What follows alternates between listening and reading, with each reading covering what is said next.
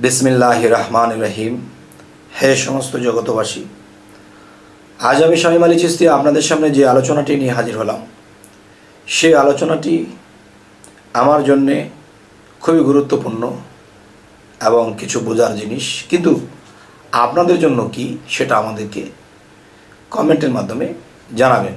तबे आजकेर जे आलोचनाटी सेटी हलो, देखुन এই পৃথিবীর সমস্ত হিন্দু বৌদ্ধ খ্রিস্টান মুসলমান যারা আছে, ইহুদি নাসারা বিভিন্ন ধর্মের লোকেরা বেশিরভাগ কিন্তু কমের ভাগ কিন্তু জ্ঞানী, বেশিরভাগই কিন্তু অজ্ঞানী।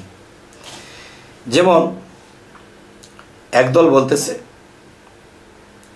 যে হিন্দু ধর্মের মধ্যে যারা আছে তারা বলতেছে কি, আমরা যদি পাপিষ্ট কাজ করি তাহলে আমাদেরকে নরকে দেওয়া হবে। আর মুসলমানদের মধ্যে তারা বলতেছে আমরা পাপ করলে আমাদেরকে দোজখে দেওয়া হবে। তাহলে তারা পাপ করলে নরকে দেওয়া হবে আর মুসলমান পাপ করলে দোজখে দেওয়া হবে। দোজখ এবং নরক পার্থক্য কি? নরকে কি আগুন আছে, অশান্তির আগুন আছে। দোজখে কি অশান্তির আগুন আছে। তাহলে আমি সৌদি আরব থেকে একটা ডিএসএলআর এনেছি, সেটি টিপ দিয়ে আগুন জ্বালিয়েছি, আমার চুলায় ভাত হয়েছে। বাংলাদেশের একটা ডিএসএলআর থেকে আমি আগুন জ্বালিয়েছি, আমার চুলায় ভাত হয়েছে। তো আমি আমেরিকা থেকে সেই ডিএসএলআরটা আনছি।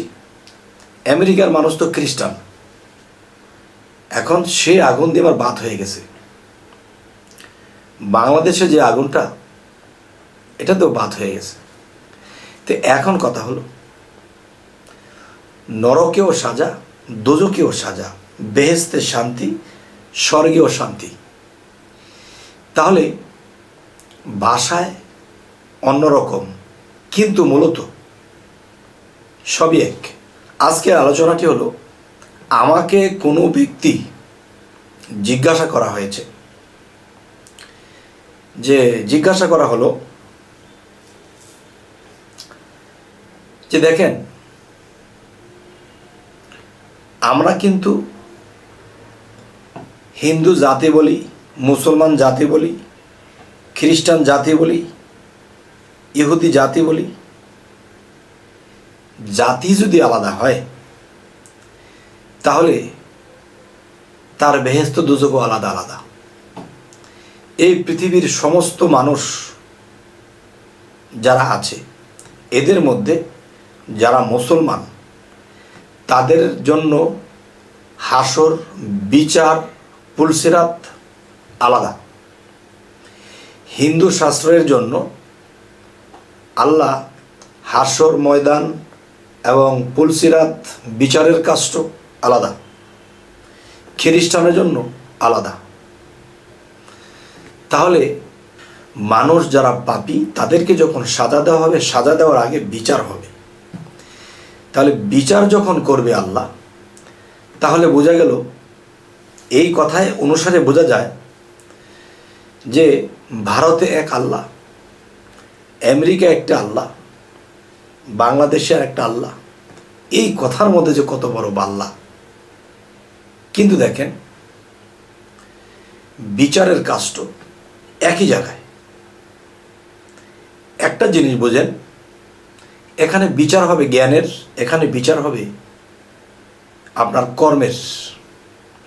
যেমন আমরা বাংলাদেশে আসি, আমাদের ঢাকা মতিঝিলে একটা বিরাট শাপলা চক্কর আছে, এবং শাপলা চত্বর যেখানে, এখানে একটা বাণিজ্যিক এলাকা।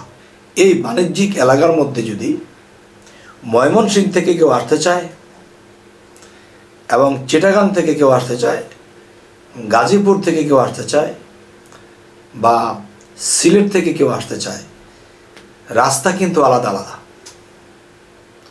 আপনি সিলেট থেকে এসেছেন, আপনি যা কিছু দেখতে দেখতে এসেছেন, আপনি কিন্তু সেই ময়মনসিংহে আসলে তা দেখতে দেখতে আসবেন না, রাস্তায় ভিন্ন। কিন্তু গন্তব্য একটা।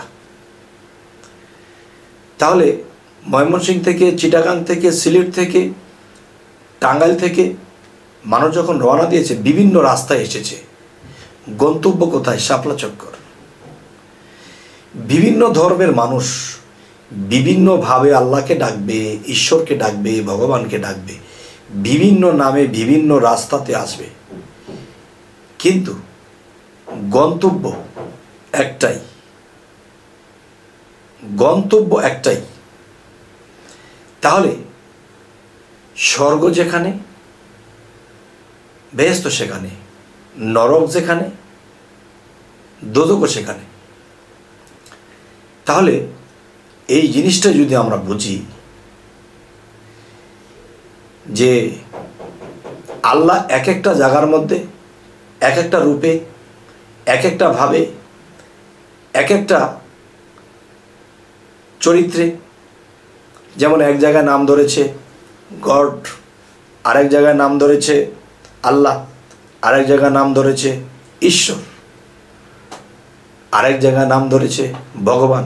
না বুঝলে অপমান। আসলে সবই কিন্তু সমান। তো এখন যেটা আমি বলতে চাচ্ছি, যিনি আমাকে জিজ্ঞাসা করেছিলেন যে আলাদা আলাদা ধর্মের মানুষরে কি আল্লাহ আলাদা আলাদা হাসর বানাবে, বিচারের স্থান বানাবে?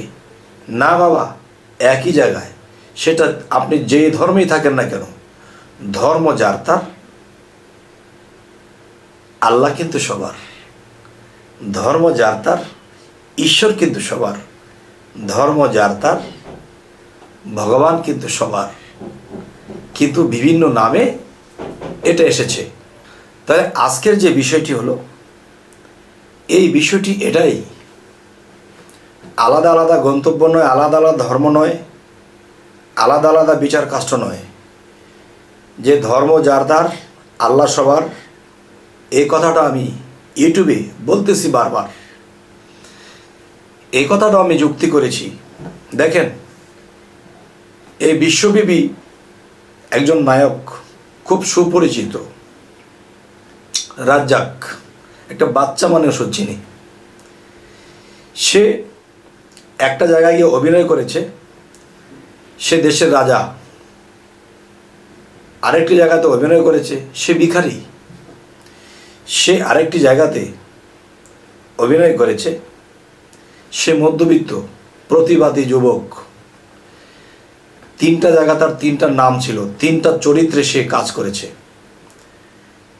আল্লাহ, ভগবান, ঈশ্বর, তিনি এক এক জায়গায় এক এক নামে, এক এক রূপে, এক একভাবে তিনি এই বিশ্ব পরিচালনা করেন। তাহলে হে সমস্ত জগতবাসী, যদি আমরা এই সহজ কথাটা বুঝতে পারি, তাহলে এই পৃথিবীতে ধর্মের গ্লানি থাকবে না। এই পৃথিবীতে কোনো দিন তক্র বিতক্র থাকবে না। যে যেই ধর্মে থাকবে, সৎ কর্মই সৎ ধর্ম, অসৎ কর্মই অসৎ ধর্ম। আমার ইসলাম ধর্ম।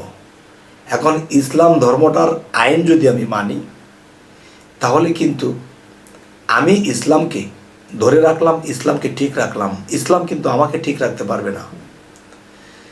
খ্রিস্টান তিনি যদি আইনে থাকে, যদি মানে, তাহলে সেখানে থেকে সে আল্লাহকে লাভ করবে। সেখানে আল্লাহর রূপ কি, নাম কি? সেখানে আল্লাহর নাম ঈশ্বর, আরেকটি জায়গায় ভগবান। তবে এই কথাটি যে না বুঝবে, সে আমাকে করতে চাইবে অপমান। তবু আমি বলবো সব কিছুই সমান।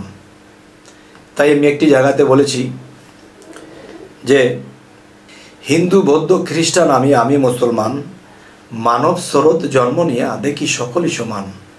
গীতা শাস্ত্রে আর ত্রিপিটক বাইবেলেতে পাই, কোরআনের বাইরে কিছু নাই, করে দেখো প্রমাণ।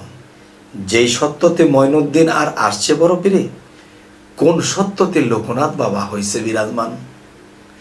যদি আমরা চিন্তা চেতনা করি, তাহলে সকলই সমান। দেখেন, এই পৃথিবীতে যারা মুর্শিদ ধরেছে, তারা কিন্তু ধর্মের বিশৃঙ্খলা করে না। আর যারা মুর্শিদ না ধরেছে, যারা পীর মুর্শিদদেরকে দেখতে পারে না, ভণ্ডচন্ড বলে, দেখবেন ভণ্ডা কাজ তারাই করতেছে। এবং যারা বলতেছে ইসলামের বিশৃঙ্খলা করা যাবে না, কিন্তু তারাই কিন্তু ইসলামের বিশৃঙ্খলা করে যাচ্ছে, কিন্তু তারা বুঝতে পারছে না। আচ্ছা, এখন বিষয় হলো কি, আমরা যদি একটা টেলিভিশনের নাটক দেখি, তো সেই নাটকের মধ্যে কেউ ভালো পাঠ, কেউ শয়তানের পাঠ, কেউ খারাপ, কেউ মধ্যবিত্ত পাঠ। এখন এর মধ্যে কে পেস লাগাইতেছে, কে শয়তানি করতেছে, কে ভালো করতেছে, এটা কিন্তু যে দোষী সে নির্দোষী হচ্ছে, আর যে দোষী সে দোষী হচ্ছে না। তাহলে এই নাটকের মঞ্চের ভিতরে যারা অভিনয় আছে বলতে পারছে না কার দোষ। এখন যারা দূর থেকে এটা দেখতেছে তারাই কিন্তু বলতে পারতেছে যে এখানে দোষ কার। তাহলে আমি বলি আমার ইসলাম ধর্মের জন্য আমি জান দেব, তরিকতের লোক বলতেছে আমি ইসলামের জন্য জান দেব, শরীয়তের লোক বলতেছে আমি জান দেব, কিন্তু আসলে জান দিয়ে ইসলামকে রক্ষা করার যে বিষয়, কিন্তু দেখেন এই জান দিয়ে পরে নিজের জানও খোয়ানো হলো, ইসলামও কায়েম হলো না। তার মানে সে যে ইসলাম কায়েম করবে বলে আগাচ্ছে, এই আগানোর মধ্যে তার ভুল আছে, আর এই ভুলটা ধরবে আরেকজনে, আর যে ভুল ধরে দেবে তাকে মেরে দেওয়া হবে। তাহলে সে মানুষ কীভাবে হবে? তাহলে একটি কথা আছে যে এক মুমিন আরেক মুমিনের আয়না স্বরূপ। এক মুমিনের আয়না স্বরূপ যদি আরেক মুমিন হয়, দেখবেন একজন ভালো মানুষ সে আবেগের বসে একটা কাজ করতেছে, তো আরেকজন মুমিন এসে বলতেছে ভাই এই কাজটা এমনি না, এই কাজটা এমনি না করে অন্য করলে ভালো হবে। সে মুমিন তখন সে বলল ভাই আপনি আজকে এই কথাটা বলাতে আমি কাজটা শুধরে নিলাম, আমার কাজটা অনেক ভালো হবে, আমি তো মনে করেছিলাম এভাবেই ভালো। আচ্ছা ভাই আপনাকে অনেক ধন্যবাদ। আচ্ছা, আরেকজন মুমিন, একজন কমিন ব্যক্তি বসে একটা কিছু করতেছে, আর কমিন ব্যক্তি মনে করতেছে যেভাবে করতেছে এভাবেই সঠিক। একজন মুমিন ব্যক্তি যখন বলল যে এই কাজটি আপনার ভুল হচ্ছে, আপনি এভাবে করেন, তখন সেই কমিন ব্যক্তিটি বলল যে আপনি কি আমার থেকে বেশি বুঝেন? তাহলে এখানে বলা হয়েছে এক মুমিন আরেক মুমিনের আয়না স্বরূপ। এক মুমিন আরেক কমিনের আয়না স্বরূপ হয় না, কারণ আমার ভুল ধরা পড়েছে, তার কাছে আমি আয়না হয়েছি। আর আয়না তখনই হবো সে যদি মুমিন হয়। তাহলে কমিন ব্যক্তি কিন্তু তার জন্যে একজন মুমিন আয়না নয়। আর যদি সে মুমিন ব্যক্তি যদি কমিনকে কিছু বলে, তাহলে সে বলবে নিজের রাস্তা মাপো, তুমি কি আমার থেকে বেশি বোঝো?